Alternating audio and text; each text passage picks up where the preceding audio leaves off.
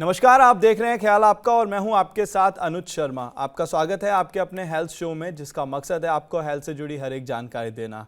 आज हम बात करेंगे एक ऐसे विषय पर जो कोई बीमारी नहीं है बल्कि एक तरह की अक्षमता है। यह एक शारीरिक स्थिति है जिसकी वजह से पीड़ित को कई दिक्कतों का सामना करना पड़ सकता है। पूरे विश्व में 3 दिसंबर को international day of disabled person के रूप में मनाया जाता है। इस दिन का उद्देश्य दिव्यांगों के प्रति लोगों में व्यवहार बदलना है और साथ ही जीवन और विकास के सभी क्षेत्रों में विकलांग व्यक्ति के अधिकारों के प्रति जागरूकता करना है। आज इस विषय पर चर्चा करने के लिए हमारे साथ जुड़े हैं principal director neurology Fortis memorial research institute Gurugram से डॉक्टर प्रवीण गुप्ता। डॉक्टर प्रवीण, आपका बहुत बहुत स्वागत है हमारे शो में। नमस्कार सर, धन्यवाद इस शो में मुझे बुलाने के लिए। डॉक्टर, मेरा पहला सवाल आपसे ये होगा, हर साल 3 दिसंबर को दिव्यांग दिवस मनाया जाता है, तो इसे मनाने का महत्व क्या है आखिरकार? इस दिवस को मनाने का महत्व यह है कि हम दिव्यांग लोगों की जो राइट्स हैं जी। उनके ऊपर फोकस कर सकें, ताकि हमारे समाज में दिव्यांग लोगों को तरक्की का, समृद्धि का सामान्य अधिकार मिल सके, उनको उतनी ही अपॉर्चुनिटीज मिल सकें प्रोग्रेस करने की, अपने परिवार को आगे बढ़ाने की, जितनी सामान्य लोगों को मिलती हैं। इस बात को फोकस में लाने के लिए और सबकी समाज की जागरूकता को बढ़ाने के लिए जी। ये दिवस मनाया जाता है। ओके डॉक्टर प्रवीण, मेरा अगला सवाल आपसे ये रहेगा कि किस तरह के प्रोग्राम इस दिन किए जाते हैं और इसके बारे में किस तरह से हम लोगों को जागरूक कर सकते हैं? ये एक इंटरनेशनल डे है जिसमें WHO और UN बहुत सारे प्रोग्राम करती है। जी। WHO के हेडक्वार्टर्स में कई तरह के प्रोग्राम इस दिवस पर होते हैं और हर साल इस दिवस की एक थीम होती है जिसके हिसाब से हम कार्य करके दिव्यांग लोगों की मदद कर सकते हैं। जैसे इस साल की थीम है कि टेक्नोलॉजी और इनोवेशन को हम किस तरह से इस्तेमाल करें जिससे कि हम दिव्यांग लोगों को एम्पावर करके समाज में सामान्य दर्जा दिला सकें, सामान्य तरक्की करा सकें। तो इनोवेशन एंड टेक्नोलॉजी इस साल का फोकस है। इस तरह WHO और UN ऑफिस में कई प्रोग्राम किए जाते हैं, जलसे किए जाते हैं, सेमिनार किए जाते हैं। हमारे देश में भी विभिन्न जगहों पर, विजय चौक पर इसमें मार्च होती है जो लोगों का ध्यान दिव्यांग लोगों की नीड्स, उनकी राइट्स और उनको किस तरह कारोबार में, एजुकेशन में सामान्य अपॉर्चुनिटी दी जाए, इस पे लेकर जाती है। ओके। ये जो थीम है ये बहुत इंपॉर्टेंट है क्योंकि इसके अनुसार हम कई तरह के कदम उठाते हैं जिसको इस्तेमाल करके हम दिव्यांग लोगों के अधिकारों को, उनकी क्षमताओं को आगे बढ़ाते हैं। ओके डॉक्टर प्रवीण, अगर हम मेडिकल टर्म की बात की जाए तो मेडिकल टर्म्स में डिसेबिलिटी को कितने पार्ट्स में बांटा जाता है? सर, मेडिकल उसमें डिसेबिलिटी को बांटने के कई तरीके हैं। ओके। एक 21 तरह की डिसेबिलिटी है जो शरीर के किस भाग में या किस कारण से डिसेबिलिटी आई है उसके हिसाब से इसे बांट सकते हैं। जैसे हियरिंग इंपेयरमेंट, लेप्रेसी की वजह से डिसेबिलिटी, विजुअल इंपेयरमेंट, चलने में इंपेयरमेंट, मेंटल डिसेबिलिटी, इस तरह से 21 प्रकार की डिसेबिलिटी हो सकती है। या इसको हम किस प्रकार से आदमी को ये अफेक्ट करती है, व्यक्ति को अफेक्ट करती है, उसके हिसाब से भी बांट सकते हैं। जैसे mental disability, physical disability, spiritual disability. तो इस तरह से 4 भाग में बांटा जाता है। इसमें बांटने का अर्थ ये है कि हम एक तरह के डिसेबिलिटी के लोगों को कुछ सुझाव, कुछ रास्ता या कुछ ऐसे कार्य कर सकें जो उस डिसेबिलिटी को ओवरकम करने में हेल्प कर सकते हैं। ओके सर, अभी आपने जैसे कि बात की, आपने बताया कि इसे किस किस पार्ट में बांटा जाता है, तो उसमें फिजिकल डिसेबिलिटीज़ का आपने नाम लिया, तो मैं जानना चाहूँगा कि फिजिकल डिसेबिलिटी और इंटेलेक्चुअल डिसेबिलिटी में जीवन जीना कितना कठिन होता है और दिव्यांग लोगों को किन समस्याओं का सामना करना पड़ता है इसकी वजह से? देखिए, फिजिकल डिसेबिलिटी कई कारणों से आ सकती है, जैसे एक्सीडेंट, जी। बीमारी। पोलियो के कारण डिसेबिलिटी हमारे देश में बहुत कॉमन रही है। चोट लगने से आ सकती है। कोई किसी कई तरह के पैरालिसिस होते हैं जो डिसेबिलिटी कॉज कर सकते हैं। ऐसे इंटेलेक्चुअल डिसेबिलिटी गर्भ की अवस्था में आ सकती है। गर्भ की अवस्था में ऑक्सीजन कम होने से आ सकती है। ब्रेन के कुछ डिसऑर्डर्स हैं, ऑटिज्म, उनसे आ सकती है। अवस्था बढ़ने में डिजेनरेटिव डिसऑर्डर जैसे डिमेंशिया उनसे आ सकती है।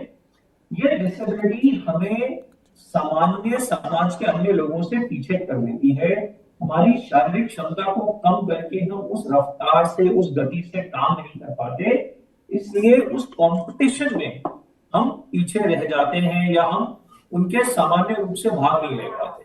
इस तरह ओके। मेंटल डिसेबिलिटी में, क्योंकि आज तो सारा दुनिया ही शिक्षा और मानसिक एम्पावरमेंट से आगे बढ़ रहा है, अगर मेंटल डिसेबिलिटी थोड़ी भी होती है तो एजुकेशन के सामान्य अवसर नहीं मिलते, जिसकी वजह से रोजगार के सामान्य अवसर नहीं मिलते, आदमी उस तरक्की को हासिल नहीं कर पाता जो समाज में सामान्य एबिलिटी वाले लोग हासिल कर पा रहे हैं। ओके डॉक्टर प्रवीण, मैं अगला क्वेश्चन अपना जानना चाहूँगा कि अगर बात करें कंजेनाइटल डिसेबिलिटी यानी कि जन्मजात विकलांगता की, तो क्या प्रेगनेंसी के दौरान या फिर बच्चे के पैदा होने के बाद उनका पता लगाया जा सकता है? देखिए, कई सारे टेस्ट मौजूद हैं आज की डेट में, जिसे ओके। आमतौर पर सब गर्भवती महिलाओं के साथ किया जाता है। जैसे कि ट्रिपल या क्वाड्रपल स्क्रीन है, जो कुछ प्रोटीन्स के लेवल नापता है, जो बताता है कि कुछ डिसेबिलिटीज का पॉसिबिलिटी, कुछ बीमारियों की पॉसिबिलिटीज क्या है। फिर एक एनाटॉमी स्कैन करके अल्ट्रासाउंड किया जाता है, जो पता लगाता है कि बच्चे की बनावट में कोई दिक्कत तो नहीं है। इस तरह कोरियोनिक विलाय सैंपलिंग या इम्यूनोसेंटेसिस करके हम कई सारे प्रोसीजर्स भी कर सकते हैं, अगर हमें शक है कि बच्चे में किसी डिसेबिलिटी होने की संभावना है, जिससे बच्चे के पैदा होने से पहले ही डिसेबिलिटी की आशंका को हम जांच सकते हैं और पता लगा सकते हैं। ओके। बच्चे के पैदा होने के बाद भी जो डॉक्टर हैं, उसकी शरीर की या मानसिक उसकी व्यवस्था की जांच करके पता लगा सकते हैं कि बड़े होने पे इस बच्चे को डाउन सिंड्रोम या कोई अन्य फॉर्म ऑफ डिसेबिलिटी होने का कितना चांस है, और माँ बाप को अवगत करा सकते हैं कि उनके बच्चे में ये परेशानी होने की संभावना है। पर ओके। इसमें इंपॉर्टेंट चीज ये है कि ये सब इस तरह से किया जाना चाहिए कि माँ बाप की सेंसिटिविटी का पूरा ध्यान रखा जाए, और प्रॉपर काउंसलर्स होने चाहिए जो माँ बाप को ठीक से समझा सकें जी। कि ऐसी ऐसी अवस्था में क्या करना है, और इस दुखद न्यूज से उनको ठीक से अवगत करा के और उनको अपने आप को इससे संभालने में मदद भी कर सके। ओके डॉक्टर, मैं अगला सवाल आपसे जानना चाहूँगा। ये तो हमने पहचान लिया कि आपने बताया हमें कि जन्मजात पे हमें कैसे ध्यान रखना चाहिए। मैं ये जानना चाहूँगा कि एक्सीडेंट की वजह से व्यक्ति में किस तरह की डिसेबिलिटीज आ सकती हैं? सर, एक्सीडेंट की वजह से बोथ मेंटल और फिजिकल डिसेबिलिटी दोनों आ सकती हैं। ओके। शारीरिक डिसेबिलिटी जैसे पैरालिसिस, हाथ पैर का ठीक से काम ना करना, चल ना पाना, हाथ स्पेशली दायां हाथ ठीक से काम ना करना, ऐसी कई सारी डिसेबिलिटी आ जाती हैं। और सर में चोट लगने की वजह से याददाश्त की कमी, बिहेवियर में बदलाव, मेमोरी का खोना, लगातार दौरे पड़ना और मानसिक और शारीरिक डिसेबिलिटी का कॉम्बिनेशन भी हो सकता है। इंपॉर्टेंट बात यह है कि अगर हम ठीक से इलाज करें तो चोट लगने के बाद इन कई सारी डिसेबिलिटीज को दवा से, ऑक्यूपेशनल और मेंटल थेरेपी से हम इसको रिहेबिलिटेट कर सकते हैं। ओके डॉक्टर, मैं एक सवाल आपसे जानना चाहूँगा कि किस स्थिति तक इसका इलाज किया जा सकता है? मतलब एक कौन सा वो पॉइंट होगा जहाँ तक इसका इलाज हम कर सकते हैं? देखिए, आदमी के शरीर में प्लास्टिसिटी होती है, रीजनरेशन की क्षमता होती है, जी। जिस क्षमता को हम इस्तेमाल करके डिसेबिलिटी को इंप्रूव करने या उसको इलाज करने की कोशिश करते हैं। अब ये चोट लगने पे डिपेंड करता है कि किस प्रकार की चोट लगी और किस समय उसका इलाज किया है। फॉर एग्जाम्पल, अगर किसी को रोड ट्रैफिक एक्सीडेंट में कमर से नीचे पैर पैरालिसिस हो जाए, तो हो सकता है इमीडिएट सर्जरी से वो ठीक भी हो जाए। ओके। पर अगर मान लीजिए 15 दिन 1 महीने का समय निकल जाए और उसके बाद सर्जरी करें, तो फिर उसका इलाज शायद हम नहीं कर पाएंगे। ओके। इसी तरह अगर किसी का, एक पेशेंट का फुट ड्रॉप हो जाए कि पैर का एक भाग लटक जाए, तो टेंडन ट्रांसफर या कुछ सर्जरी करके हम उस पैर को सक्षम बना सकते हैं। ओके। पर अगर दोनों ही नसें खराब हो जाए तो शायद हम ये नहीं कर पाएंगे। तो क्या चोट लगी है, वो कब लगी थी, और शरीर के किस किस भाग, किस किस नस को, मसल को उसने कैसे अफेक्ट किया, उससे पता लगा सकते हैं कि हम मेडिकल रिहेबिलिटेशन कर सकते हैं, कुछ रिहेबिलिटेटिव सर्जरी कर सकते हैं, या ऑक्यूपेशनल और फिजिकल थेरेपी से उस आदमी को अपनी उसी एबिलिटी से ज्यादा काम करने की क्षमता सिखा सकते हैं, कि डिसेबिलिटी के रहते रहते हम अपने शरीर का कैसे प्रयोग करें जी ताकि हम ज्यादा अचीव कर पाए। इसमें एक एग्जांपल मैं आपको देना चाहूंगा, जैसे स्टीफन हॉकिंग थे, जिनको बहुत सारी डिसेबिलिटी थी पर उनका दिमाग बिल्कुल सक्षम था। जी तो कई सारी मशीनों की तरह से वो अपनी साइंस की जो रिसर्च है वो इतने साल तक करते रहे और उन्हें दुनिया को विज्ञान के क्षेत्र में कई उपलब्धियां दी।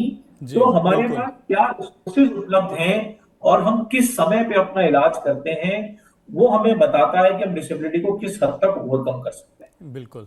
डॉक्टर, मैं अपना अगला सवाल आपसे जानना चाहूँगा, अगर हम बात करें मेंटली डिसेबिलिटी की, तो मैं इसके बारे में आपसे ये जानना चाहूँगा कि इसमें क्या क्या इंक्लूड होता है और इसके इलाज कैसे किया जाता है। देखिए, फिजिकल डिसेबिलिटी तो समक्ष दिखाई देती है और हम सब समझते हैं, पर मेंटल डिसेबिलिटी बहुत चैलेंजिंग है। मन की परेशानियां जैसे बिहेवियर डिसऑर्डर्स, जिसमें डिप्रेशन, साइकोसिस, शिजोफ्रेनिया सब आते हैं, या मेमोरी की प्रॉब्लम जिसमें अमनेजिया, डिमेंशिया सब आते हैं। कई प्रकार की मेंटल डिसेबिलिटीज होती हैं। ये बीमारी किस समय पे डायग्नोज हुई और उसमें कितनी संभावना है उसको रिवर्स करने की, ये इलाज का एक हिस्सा है। और दूसरा, हम क्या थेरेपीज कर सकते हैं उसको ओवरकम करने के लिए। तो कोग्निटिव बिहेवियर थेरेपी करके हमारे पास कई सारी थेरेपीज अवेलेबल हैं जो मानसिक डिसेबिलिटी के लोगों को रिहेबिलिटेट करने में मदद करती हैं। कुछ दवाइयां भी उपलब्ध हैं हमारे पास जो व्यवहार में बदलाव लाती हैं, याददाश्त को तेज कर सकती हैं और इन लोगों की डिसेबिलिटी को कम करने में हमारी मदद कर सकती हैं। पर ऑक्यूपेशनल थेरेपी, फिजिकल थेरेपी और सबसे बड़ा कोग्निटिव बिहेवियर थेरेपी कॉर्नरस्टोन है दिमागी डिसेबिलिटी से रिहेबिलिटेट करने का। ओके डॉक्टर, इस इलाज के बाद व्यक्ति में किस तरह के फर्क नजर आते हैं। देखिए, मान लीजिए कोई आदमी अपने व्यवहार के कारण समाज में जुड़ नहीं पा रहा, जैसे ऑटिज्म से कितने सारे बच्चे हैं जो अपने बराबर के बच्चों के साथ खेल नहीं पाते या स्कूल में पढ़ नहीं पाते। तो इस तरह की थेरेपी से उनके अंदर सुधार आता है और वो अपनी ग्रेजुएशन तक पूरी कर लेते हैं और व्यवसाय में भी आ पाते हैं। कुछ लोग हैं जिनको व्यावहारिक कारणों से वो अपना काम सही से नहीं कर पाते, तो दवाई और बिहेवियर थेरेपी से उनकी हाइपर एक्टिविटी, गुस्सा, तनाव ठीक होने से वो लोग भी काम पर वापस आ सकते हैं। तो हमें अपना हौसला नहीं छोड़ना चाहिए और डिसेबिलिटी के कारण का डायग्नोसिस करके उसका एप्रोप्रिएट डॉक्टरी इलाज और उसकी एप्रोप्रिएट रिहेबिलिटेशन थेरेपी करानी चाहिए, जिससे संभव हो सकता है कि लोग अब समाज में दोबारा इंटीग्रेट हो सके और व्यवसाय में वापस आ। डॉक्टर प्रवीण, मेरा अगला सवाल आपसे ये है, कई ऐसे लोग भी हैं जो शरीर से असक्षम होने के बाद भी उन्होंने बहुत कामयाबी पाई है, हमें उन लोगों को या उन लोगों से क्या सीख लेनी चाहिए। देखिए, ये लोग एक बड़ा परफेक्ट उदाहरण है कि अगर कुदरत आपके शरीर में कहीं पे डिसेबिलिटी देती है जी तो कहीं पे ज्यादा एबिलिटी भी दे सकती है। इसलिए हम उनको डिसेबल्ड की जगह आजकल ही डिफरेंटली एनेबल्ड लोग बोलते हैं, जिसमें कुछ और क्षमताएं विकसित हैं।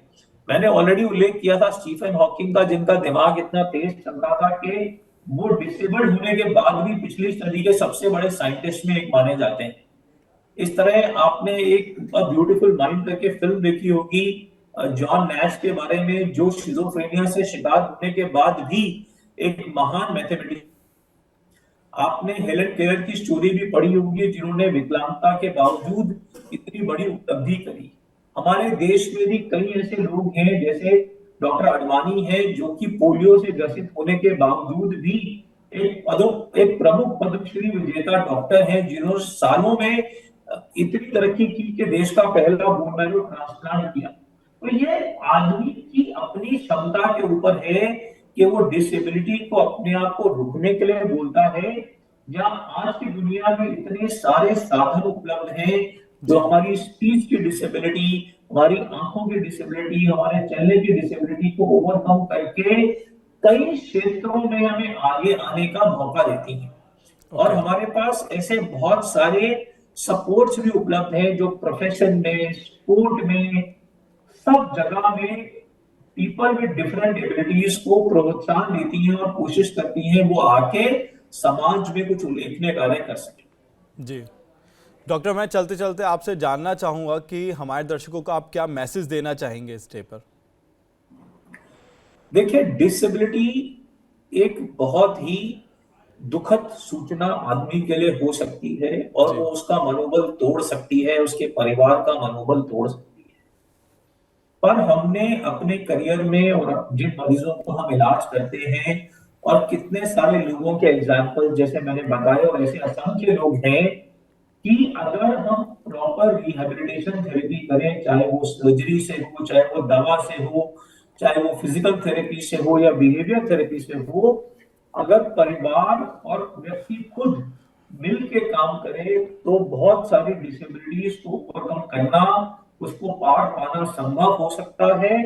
और डिसेबिलिटी के बावजूद लोग समाज में इंटीग्रेट हो सकते हैं, व्यवसाय कर सकते हैं और अगर थोड़ा और मेहनत करें तो कई उल्लेखनीय उपलब्धि भी हासिल कर सकते हैं। जी बिल्कुल। तो डिसेबिलिटी को हमें अपनी कमजोरी ना मान के अपना मनोबल बढ़ाकर अपनी शक्ति को इस्तेमाल करके उससे ऊपर आने की पूरी कोशिश करनी चाहिए। जी बिल्कुल।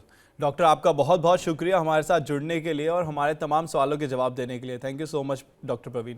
धन्यवाद सर, धन्यवाद। आज विकलांगों के प्रति समाज के दृष्टिकोण को सकारात्मक बनाने की आवश्यकता है, तभी वे सामान्य लोगों की तरह अन्य क्षेत्र में विकास कर पाएंगे। आज के लिए बस इतना ही। अब हमें दीजिए इजाजत। हम फिर मिलेंगे हेल्थ से जुड़ा नया विषय लेकर और हेल्थ के नए एक्सपर्ट के साथ। तब तक आप अपना और अपनों का ध्यान रखें। चलते चलते हम आपको बताना चाहते हैं TV9 डिजिटल के न्यू इनिशिएटिव TV9 वैन के बारे में। आखिरकार क्या है ये न्यू इनिशिएटिव, देखते हैं इस छोटी सी वीडियो में। Today, doctors are busier than ever providing care and advice to patients.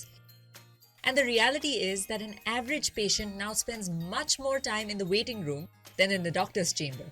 With such a captive audience, it's time to put their wait time to good use. Introducing TV9 Waiting Area Network that provides premium patient engagement experience through engaging and informative videos. These videos are created keeping in mind an Indian patient seeking medical attention. TV9 Waiting Area Network provides a perfect platform for educating the patients on everything a doctor's practice has to offer while elevating the doctor's brand at the same time.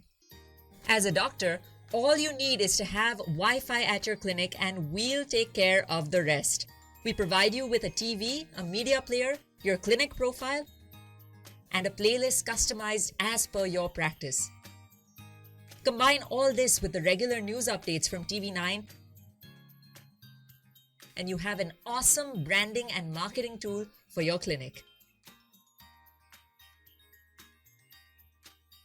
Write to us at van@tv9.com and we'll get in touch with you to set up our solution at your premises.